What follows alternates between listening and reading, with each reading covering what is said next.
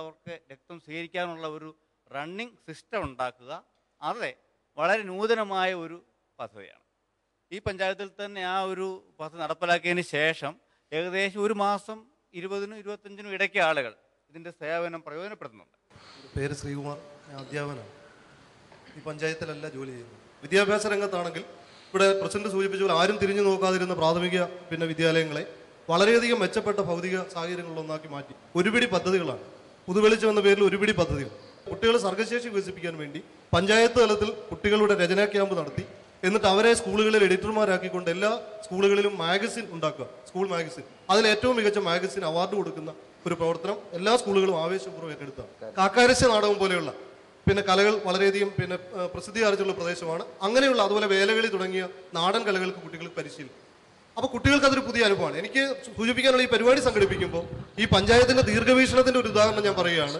കേവലം കുറെ ആളുകൾ ചേർന്ന് സംഘടിപ്പിക്കുന്ന ഒരു പരിപാടിയല്ല. അവിടെ പങ്കെടുക്കുന്ന 200-300 കുട്ടികൾക്കുള്ള ഭക്ഷണം കുടുംബശ്രീയുടെ ഓരോ വാർഡുകളിൽ നിന്ന് അവർ കളക്ട് ചെയ്താണ് എത്തിക്കുന്നത്. അപ്പൊ 300 കുട്ടികളുണ്ടെങ്കിൽ 300 വീടുകളിൽ നിന്ന് പൊതി കൊടുത്തയച്ച്, ചോറ് പൊതി കൊടുത്തയച്ച് ആ പൊതി കുട്ടികൾ ഒന്നിച്ചിരുന്നുണ്ടെന്ന അതൊരു വലിയ വേറൊരു പരിപാടിയും കാണാത്തതാണ്. അത്ര വലിയൊരു സാമൂഹ്യ പങ്കാളിത്തത്തോടെയാണ് നടപ്പിലാക്കിയിട്ടുള്ളത്. ഇവിടെ എത്ര കുടുംബശ്രീകളുണ്ട്? എൻ്റെ പേര് ഷീജാലക്ഷ്മി. ഞാൻ ഇവിടുത്തെ CDSന്റെ ചെയർപേഴ്സണാണ്. നമ്മുടെ പാലമേ ഗ്രാമപഞ്ചായത്തിൽ 270 കുടുംബശ്രീ യൂണിറ്റുകളുണ്ട്. 7796 അംഗങ്ങളുണ്ട്. കുടുംബശ്രീ സംഘടനാ സംവിധാനത്തിൽ കൂടി തന്നെ നമുക്ക് 113 മൈക്രോ സംരംഭക യൂണിറ്റുകളുണ്ട്. അതിൽ 33 പശുവളർത്തൽ യൂണിറ്റുകളുണ്ട്. അതിൽ 27 യൂണിറ്റുകൾക്ക് 1,75,000 രൂപ വീതം ലോൺ കൊടുത്തു, 37,500 സബ്സിഡി. ബാക്കി 5 യൂണിറ്റുകൾക്ക് 2.5 ലക്ഷം രൂപ വീതം ലോൺ കൊടുത്തു, 50,000 രൂപ വീതം സബ്സിഡി. ഒരു കാര്യം ഇടയ്ക്ക് ഞാനും ചോദിച്ചിട്ട് ഒരുപാട് ഞാനിത് കണ്ടപ്പോൾ എനിക്ക് തോന്നുന്നു ഇതൊക്കെ ഞങ്ങളുടെ നാട്ടിലെ പെണ്ണുങ്ങൾ കേട്ടാൽ അവരെല്ലാം ഇങ്ങോട്ടേക്ക് താമസം മാറ്റും. അതല്ല, വെരി ഗുഡ് പ്രസന്റ്. ഞാൻ ചോദിച്ച ഒരു കാര്യം എന്ന് പറഞ്ഞാൽ നമ്മൾ ഇത്രയധികം വായ്പ എടുക്കുമ്പോൾ അതിന്റെ തിരിച്ചടവ് എങ്ങനെയാണ്? അത് സത്യസന്ധമായി തന്നെ അതിന്റെ യഥാസമയങ്ങൾ തന്നെ തിരിച്ചടവുകളുണ്ട്. അതുകൊണ്ടല്ലേ ബാങ്കിന് തരാമെന്ന് പറയുന്നേ. അത് ആരാ മോണിറ്ററിങ്? അത് CDS ഭരണസമിതി, പഞ്ചായത്ത് ഭരണസമിതി. നിങ്ങളെ പഞ്ചായത്തിന് എനിക്ക് ഗവൺമെന്റിൽ വളരെയധികം ജോലി ചെയ്യുന്ന ഒരാളായതുകൊണ്ട് എനിക്കിപ്പോൾ നാണം തോന്നുന്നു. കാരണം ഗവൺമെന്റ് നിങ്ങൾക്ക് അരട്ടിച്ച് 1 കോടി രൂപയാണ് തരുന്നത്. നിങ്ങളിപ്പോൾ പറഞ്ഞ ഞങ്ങളുടെ കുട്ടിയത്തിന് ഒരു 10 കോടി രൂപ. സാറേ, 1,72 ലക്ഷം രൂപ നമ്മുടെ പാലമ ഗ്രാമപഞ്ചായത്തിലെ ഭവനശ്രീ വായ്പ എഴുതി തള്ളിയതിൽ ഉൾപ്പെട്ടിട്ടുള്ളത്. സുജാത എസ് പിള്ള, ഞാൻ ഇവിടുത്തെ ഭരണസമിതിയിലെ അംഗമാണ്. ഇവിടെ എനിക്ക് മുമ്പ് പലരും സൂചിപ്പിച്ചതുപോലെ ജനക്ഷേമപരമായ കാര്യങ്ങൾ നടപ്പിലാക്കുന്നതിന് വേണ്ടി കക്ഷി രാഷ്ട്രീയ ഭേദമന്യേ, ഞാൻ ഭരണപക്ഷത്തിൽ പെടുന്ന ആളല്ല, അതുകൊണ്ടാണ് അതിന് ഊന്നൽ കൊടുത്തതന്നെ ഞാൻ പറഞ്ഞത്.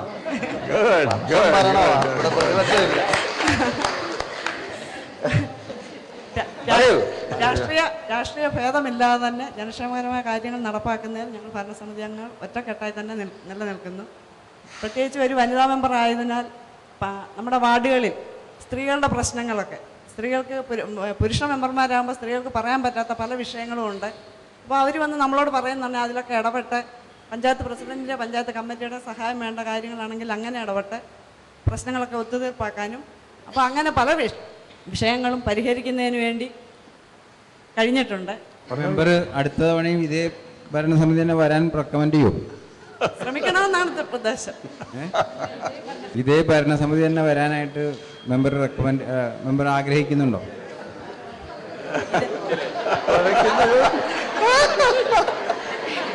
ഇല്ല, അങ്ങനെ ഉദ്ദേശിക്കുന്നില്ല. അതിപ്പോ എനിക്ക് പറയാൻ പറ്റത്തില്ല. അല്ല, ഞാൻ ചോദിച്ചു, പഞ്ചായത്തിലെ ജനങ്ങൾ തീരുമാനിക്കട്ടെ. ആയിക്കോട്ടെ, മെമ്പറുടെ ആഗ്രഹമാണല്ലോ ഇപ്പൊ പറഞ്ഞത്. അതിൽ ആത്മാർത്ഥതയുണ്ടോ? എന്റെ ആഗ്രഹം പറയാനാണെങ്കിൽ എന്റെ രാഷ്ട്രീയം പറഞ്ഞെന്നാണ്. അത്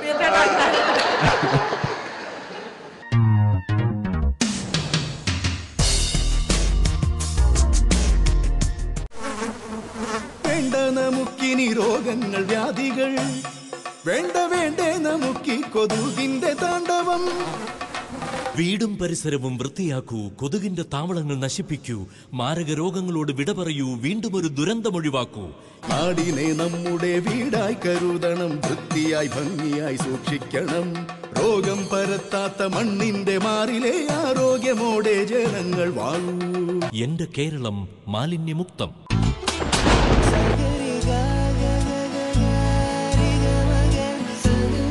മഴക്കാലം ഇങ്ങെത്തി. ഒപ്പം മഹാരോഗങ്ങളും. ഇതിന് പരിഹാരമാർഗം ഒന്നേ ഉള്ളൂ. ഓരോരുത്തരും അവരവരുടെ വീടുകൾ ശുദ്ധമായി സൂക്ഷിക്കുക. കൊതുക്, ഈച്ച തുടങ്ങിയ രോഗവാഹകരായ ജീവികൾ പെരുകുന്ന സാഹചര്യം ഒഴിവാക്കുക. മാലിന്യങ്ങൾ നീക്കം ചെയ്യാൻ ആരോഗ്യ പ്രവർത്തകരുമായി സഹകരിക്കുക. അത് മഹത്തായ പൗരധർമ്മമാണ്. വീടും പരിസരവും വൃത്തിയാക്കാം, പകർച്ചവ്യാധികൾ ഒഴിവാക്കാം.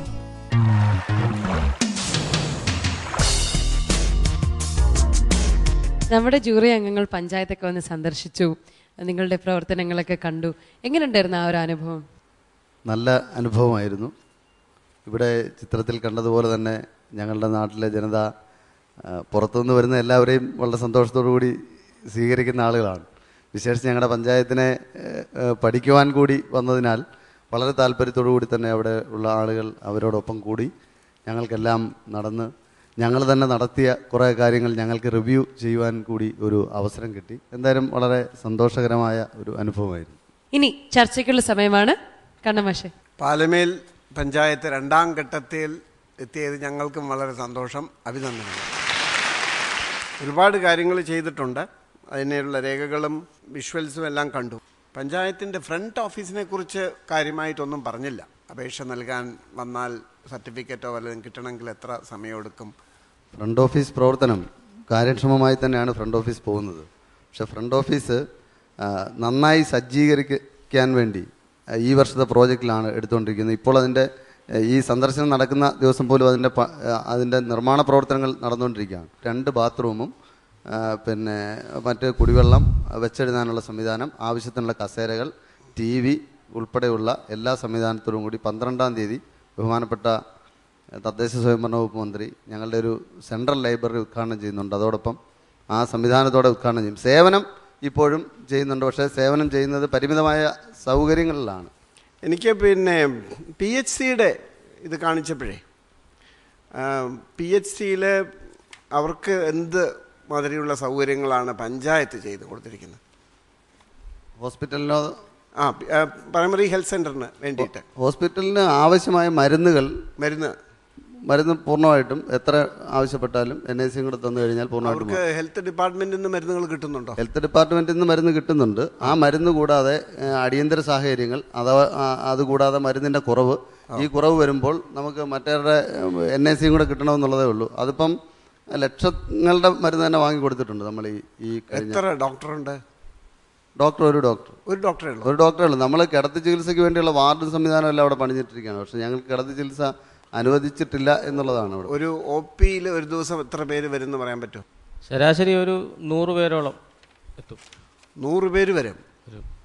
100 പേര് ഒരു ഡോക്ടറിനെ നോക്കണം. 100 പേര് വരുമെന്ന് പറഞ്ഞാൽ അവിടെ വേറെ ആശുപത്രി ഇല്ല സാർ. സർക്കാർ സ്വകാര്യ മേഖലയിൽ പോലും നല്ല ആശുപത്രി ഇല്ല. ഏറ്റവും കൂടുതൽ പാവപ്പെട്ട ആളുകൾ അധിവസിക്കുന്ന. അല്ല, നിങ്ങൾക്ക് ഇത്രയും മറ്റു കാര്യങ്ങൾ ചെയ്യാൻ സാധിച്ചിട്ടേ ഒന്ന് ഗവൺമെന്റിനോട് പറഞ്ഞ് നിർബന്ധിച്ച് ഒരു ഡോക്ടറെ കൂടി കിട്ടാൻ പറ്റിയില്ല അല്ലേ? ഞങ്ങൾ അവിടുത്തെ കിടത്തി ചികിത്സാ സൗകര്യം കിട്ടണമെന്നതാണ് ഞങ്ങളുടെ ആവശ്യം. അധികം ഡോക്ടറും വേണം എന്നുള്ളതാണ് ഞങ്ങളത്. കിടത്തി ചികിത്സിക്കാനുള്ള ആശുപത്രി എത്ര ദൂരമുണ്ട്? അവിടെ ദൂരം 10 കിലോമീറ്റർ. 10 കിലോമീറ്റർ. മറ്റേ ഇമ്മ്യൂണൈസേഷൻ അതുമാതിരിയുള്ള കാര്യങ്ങളൊക്കെ മുറയ്ക്ക് നടക്കുന്നുണ്ടോ?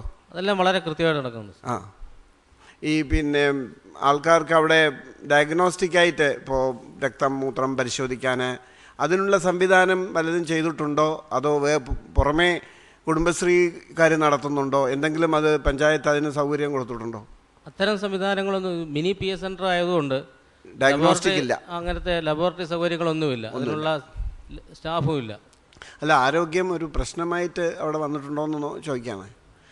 ഈ ആരോഗ്യം ഈ ചിക്കൻ ഗുനിയ ആദ്യം റിപ്പോർട്ട് ചെയ്ത സമയത്ത് ആലപ്പുഴ ജില്ലയിൽ ഏറ്റവും കൂടുതൽ ചിക്കൻ ഗുനിയ രോഗികൾ വന്നൊരു പഞ്ചായത്തായിരുന്നു ഞങ്ങൾ. അതെയല്ലേ?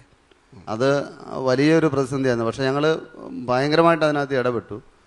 23 മെഡിക്കൽ ക്യാമ്പ് തന്നെ പഞ്ചായത്തിൽ സംഘടിപ്പിച്ചു. അത് കഴിഞ്ഞ് കുടുംബശ്രീ, ഈ ആശാ വാളണ്ടിയർമാർ മഴക്കാല പൂർവ്വ രോഗങ്ങൾ അതിശക്തമായിട്ട് ഏറ്റെടുക്കാൻ വേണ്ടി കഴിഞ്ഞ വർഷം ജില്ലയിലെ മികച്ച ഈ മഴക്കാല പൂർവ്വ ശുചീകരണ പ്രവർത്തനങ്ങൾ ഏറ്റെടുത്തതിൽ ജില്ലയിലെ തെരഞ്ഞെടുക്കപ്പെട്ട 5 പഞ്ചായത്ത് എന്നുള്ള രൂപത്തിൽ തന്നെ ജില്ലയിൽ തെരഞ്ഞെടുത്തു. അതുകൊണ്ട് അതിൻ്റെ ഗുണമുണ്ടായി. അതിനുശേഷം ഒറ്റ സാംക്രമിക രോഗം റിപ്പോർട്ട് ചെയ്തിട്ടില്ല. ഈ കുടുംബശ്രീയുടെയും കാർഷിക വികസന പ്രവർത്തനത്തിൻ്റെയും പരിസ്ഥിതി സംരക്ഷണത്തിൻ്റെയൊക്കെ മേഖലയിൽ പഞ്ചായത്ത് ചെയ്തിട്ടുള്ള വളരെ ശ്രദ്ധേയവും മാതൃകാപരവുമായിട്ടുള്ള യത്നങ്ങൾക്ക് പുറമെ കലാ സാംസ്കാരിക മേഖലകളിൽ കൂടി പഞ്ചായത്ത് വളരെയേറെ കാര്യങ്ങൾ ചെയ്തിട്ടുണ്ട്. അത് വളരെ ശ്രദ്ധേയമായ കാര്യങ്ങളാണ്. അതും പ്രത്യേകമായ അഭിനന്ദനങ്ങൾ അർഹിക്കുന്നു.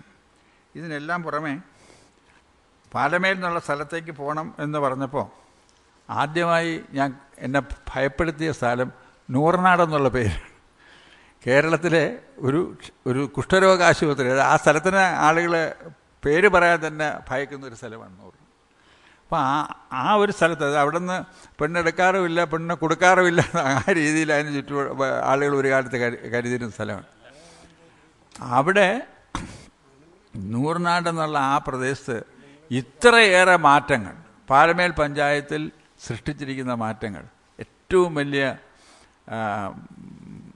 കേരളത്തിനല്ല മറ്റ് പല സ്ഥലങ്ങൾക്കും മാതൃകയായ രീതിയിൽ ഈ പരിസ്ഥിതി സംരക്ഷണത്തിന് വേണ്ടി ഒരു ജനതയാകെ ഇളക്കി, ഒരു ജനതയാകെ അതിൽ ബോധവൽക്കരിച്ച് അതിനെല്ലാം നിർണായകമായ നേട്ടങ്ങൾ കൊയ്യാൻ അവർക്ക് കഴിഞ്ഞിട്ടുണ്ട്. അതെല്ലാം ഒരുപക്ഷെ നമ്മുടെ സാധാരണഗതിയിൽ ഒരു പഞ്ചായത്തിൻ്റെ യത്നങ്ങളെ അളക്കുന്ന അളവുകളുകൾ കൊണ്ട് അളക്കാൻ വയ്യാത്ത രീതിയിലുള്ള നേട്ടങ്ങൾ സൃഷ്ടിച്ചവരാണ് അവരെ. അതുകൊണ്ട് ഞാനിവിടെ നിർത്തുന്നു. ഇനി എൻ്റെ പാലമേൽ പഞ്ചായത്ത് പോയി കണ്ടു കഴിഞ്ഞപ്പോൾ എനിക്ക് വളരെ ഉത്തമമായ ഒരു മാതൃകയാണ് കാണാൻ കഴിഞ്ഞത് എന്ന് ഒറ്റവാക്കി പറയാൻ കഴിയും. കാരണം പ്രകൃതി വിഭവങ്ങളുടെ മേൽ പഞ്ചായത്തിനുള്ള അധികാരം ഏതറ്റം വരെ. എൻ്റെ സംശയം ഈ മുന്നേറ്റം ഇത് എത്ര കാലം തുടരാനാവും. അതുപോലെ തന്നെ കുന്നടിക്കൽ തടഞ്ഞുകൊണ്ടുള്ള വളരെ ശക്തമായ ഒരു മുന്നേറ്റം ഉണ്ടായിട്ടുണ്ട്. ഇത് ഈ ഭരണസമിതിയുടെ കാലാവധി വരെയാണോ, അതോ ഇത് തുടർന്ന് നടപ്പാക്കാനായിട്ട് എത്തരം പ്രതീക്ഷയാണ് പഞ്ചായത്തിനുള്ളത്? ഇതൊരു ഭരണസമിതിയുടെ കാലയളവിൽ നിൽക്കേണ്ട ഒന്നല്ല. കാരണം ഇതൊരു മാസിൻ്റെ ഒരു ജനങ്ങളുടെ ഒരു മൂവ്മെൻ്റാണ്. ഇനി ഏത് ഭരണസമിതി അവിടെ വന്നാലും ഈ മൂവ്മെൻറ്റിൻ്റെ ഒരു ബാക്കി നടത്താതിരിക്കാൻ വേണ്ടി അവർക്ക് കഴിയത്തില്ല.